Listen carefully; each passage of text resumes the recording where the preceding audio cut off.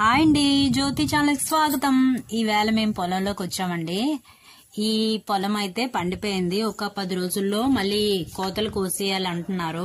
కానీ ఇలాంటి టైంలోనే వర్షాలు అస్సలు పడకూడదటండి. ఎందుకంటే వర్షాలు పడితే మళ్ళీ ధాన్యం రాలిపోద్ది అంటున్నారు. ఇప్పుడే మనం ఎంత జాగ్రత్త చూసుకున్నా ఆకాశాన్ని మనం ఏం చేయగలమండి.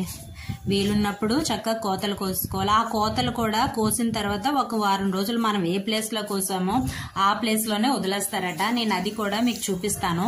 ఆ కోత కోసిన తర్వాత కొన్ని రోజులు అయిన తర్వాత దానికి కుప్ప పెడతారు. కుప్ప పెట్టిన దాన్ని నూర్చుకుంటారు. ఇంటికి వచ్చే వరకు ప్రాసెస్ జరుగుతూనే ఉంటదండి. ఏది ఎవరూ తీరికుండ్రు. ఆ కోతల టైంలో కూడా దగ్గర ఒక 15-20 మంది ఉంటారు. కోతలు పెట్టి మనుషులు పెట్టుకోవాలన్నమాట. నేను ఆల్రెడీ మనుషుల్ని ఆ కోతలప్పుడు కూడా నేను చూపిస్తానండి. చూసారు కదా ఎంత బాగుందో పొలం. ఆ